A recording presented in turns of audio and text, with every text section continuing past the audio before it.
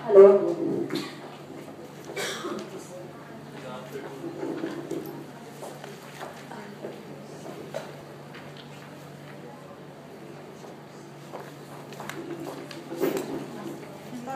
Hello. Good morning po. Ay, good afternoon. Business na good morning. Oh, business, good morning. Okay. Thank you, sir. Ganun ba yun? So, naiipon pala ang kapag kahapon na. Nantok na ako. Pagod na nga ako. Dapat mag-relax ka na. Okay. So, I'm Margarita Valverde. We will present our business plan, Junk Shop ni Kuya, and my handsome business partner. So, our business logo, Junk Shop ni Kuya, siya po yung panganay kong anak na special child. So, nangyari po yung napag-desisyon na namin na maging Junk Shop ni Kuya, yung aming gawing business plan dahil since na nag-aral ako dito ng LSA, kasama ko po yung mga anak ko na nag-aaral din sila. So, nung pagdating doon sa financial, yung online course namin, nakita nila na hindi pala stable yung aming financial status. So, nag-isip sila, nagtanong sila sa akin, Mama, ano ba yung pwede namin gawin para makatulong sa'yo? At the same time, na-share ko rin sa kanila yung naalala ng classmates yung magazine natin na selfie. Diba, very simple siya. Pero, nakita nila na yung palang pamilya sa Pilipinas ay malaki ang maitutulong sa pamilya, loved ones nila na nagtatrabaho sa abroad. Na kahit nandito pa yung, nasa abroad pa yung kanilang loved ones, kagaya ng especially sa mga nanay, na hindi nila nakasama yung kanilang anak. So, nakita nila na malaki yung maitutulong nila. Kaya sila yung nag-suggest sa amin na magkaroon kami ng business. At nakita namin yung business na maganda palang i-apply ay yung Junk Shop ni Kuya. Kasi sa ngayon, ginagawa na po ni Kuya yung pag-house to house. Nagko-collect siya ng mga recyclable materials sa aming neighborhood. So sa simpleng paraan, kumikita siya. Kumikita siya ng mga hindi naman masyadong malaki. Pero bakit nga ba nagkaroon siya ng idea? Bakit kailangan niya mag-collect and mag-save ng pera? Kasi para mapauwi nila ako ng mas maaga. Kasi especially sa anak kong special child, nung naramdaman ko lalo ito, mas lalo nagkaroon kami ng burning desire, maalab na pagnanasa, diba? Sa lahat ng bagay kailangan meron tayong maalab na pagnanasa sa lahat ng ating gagawin para ito ay maipatupad natin, diba? So, yun po yung pagkasunduan namin at the same time, nagkaroon kami ng isip na makakatulong din pala kami sa mga out of school youth. Dahil nakita rin namin yung mga problema sa aming lugar na taon-taon, nagkakaroon kami ng problema kagaya sa mga baha dahil hindi nila alam kung paano itapon ng tama yung kanilang mga basura na nagiging sanhi ay floods at mga diseases kagaya ng dengue, asthma, yung mga respiratory problem. At yun ay nangyayari dahil nga sa mga maling pamamaraan ng pagtatapon. And yung opportunity namin is, ang kagandahan nito, ang mismong gobyerno po, nagpo-promote sa mga tao, hindi lang sa lugar namin, para magkaroon sila ng kaalaman na yung matuto sila i-segregate yung mga basura nila. At the same time, yun yung magbibigay sa kanila ng extra income. Di ba maganda yon? So, hindi na natin kailangan ng maraming promotion na magagaling pa sa sarili namin pera. At yung vision naman is to increase public awareness of waste recycling, to protect people, at na isave yung environment natin para makaiwas sa mga harmful effect ng toxic substance. At yun ay magiging kagaya kagandahan natin, kagandahan ng ating, maging healthy yung ating environment. At makatutulong ito sa mga next generation pa na darating. Diba? Next please. At yung mission po namin is yung to promote a healthy and safe clean environment. At yung mga males po yung mga garbage na mapupunta sa landfills. At ang mangyayari doon, marireduce siya and reuse and recycle at the same time, pagkakakitaan na naman, di po ba? And objective namin is to become a recycling company in the 20th year of operation. At magkakaroon pa kami ng matutulungan na 100 plus na estudyante. At the main purpose, mas lalo kami, yung objective namin is makatulong sa mga kagaya ng anak ko na special child na maging productive din yung buhay nila. Maranasan nila na sila ay kapakipakinabang sa tulong ng aming negosyong itatayo. At yung theory of change, kung maibibigay lang natin yung opportunity na maintindihan ng mga tao, bakit nga ba kailangan nilang gawin yung tamang pag-dispose sa kanilang mga basura, dahil ito ay magbibigay sa kanila ng mga benepisyo at hindi na sa tao, hindi sa environment. At knowing the kinds of all kinds of recyclable materials, i-value nila ito. So these are our recyclable materials, kagaya ng plastic na hindi natin alam na yun pala yung mga klase ng mga nabibili. Paper, plastic, and etc. and electronics, appliances, and others. So, makikita natin, these are the buying price. According to, kasi kauwi ko lang po, pagdating ko sa Pilipinas, na-survey ako. At nakita ko nga yung sitwasyon ng Pilipinas na talagang napakaganda ng junk shop na itayo. Dahil pinaha, nakaranas ako ng baha. So, these are our target market.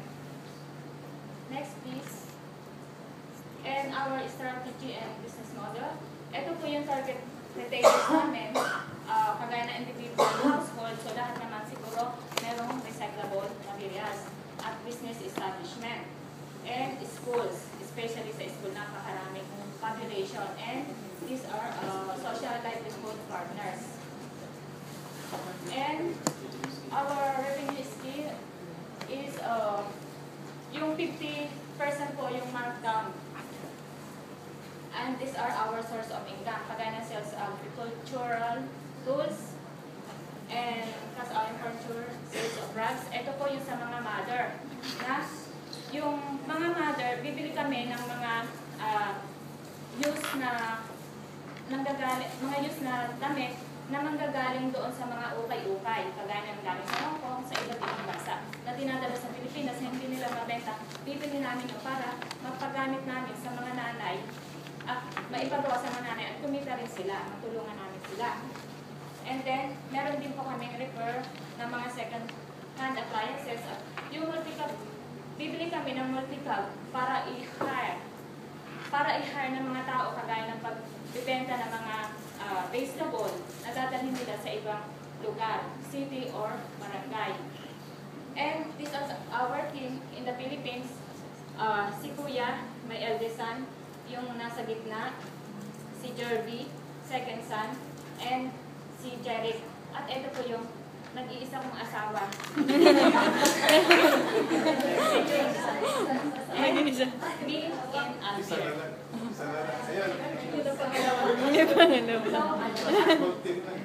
Ito rin po yung yung survey namin nung umuwi ako sa Pilipinas. Financials na kayo. Pwede. Okay.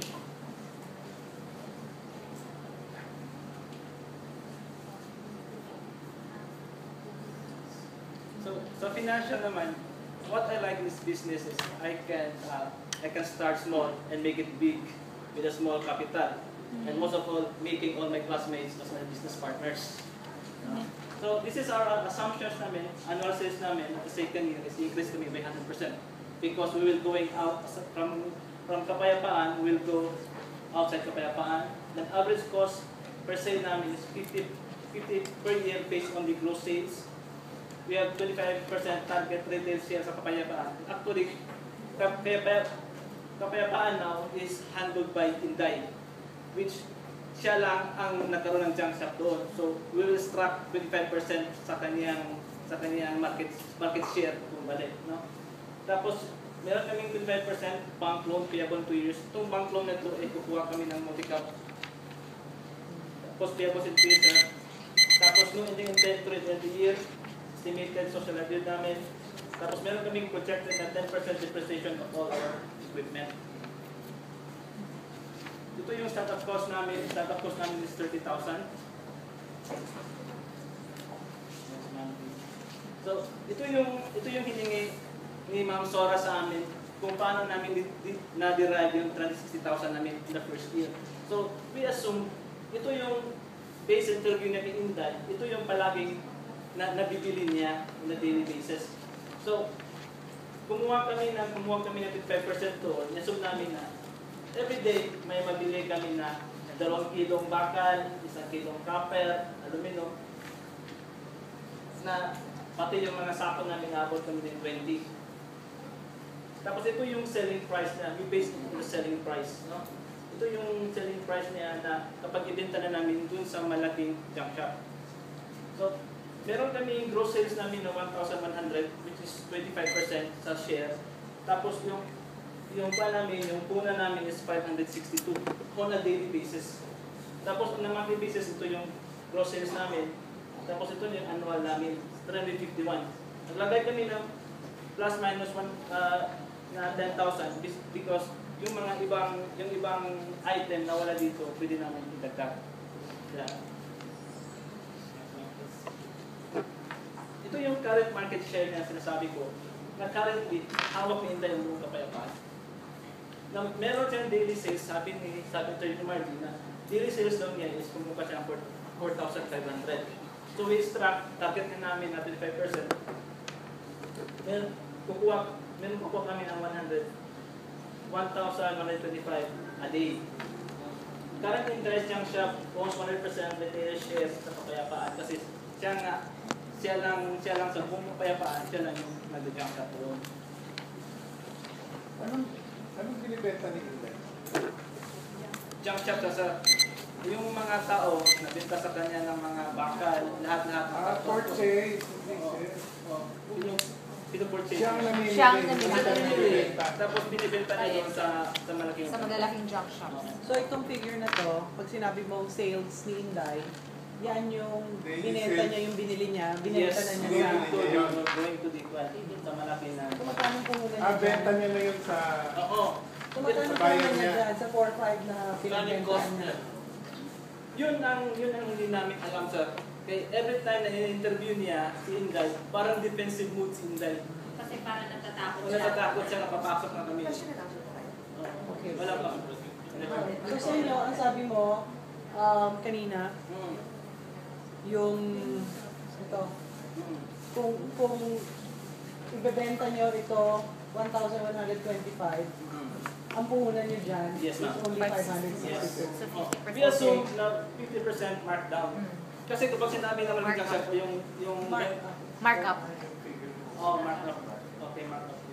Pag sinasabi nila na yung isang bakal na kilo ay 10 pesos, bibili kami doon 5 pesos lang. Okay. Ganun yung patrata. Kasi i-average mo lahat, makikita namin talagang nasa 50% yung paglalaro. Ito yung mga cost namin. Meron kami cost of sales namin, may allowances. Yung allowance namin para itong... Kasi lahat kami may allowance. Yung asawa niya si June, may 2,000 a month. Oo, tapos yung mga bata may allowances din. Pero yung mga bata niya ay magtrabaho lang mga 4 hours, depende. But we will not touch talaga sa mga, lalo na mag-exam sila, di ba? Ang focus ito ng tatrabaho ay si Kuya at saka yung asawa niya. Yung full-time. Oo, yan ang full-time. Meron kaming taxes, equipment namin, may renta na. On the second year, may nagrenta na kami ng 200 square meter open lot. Tapos,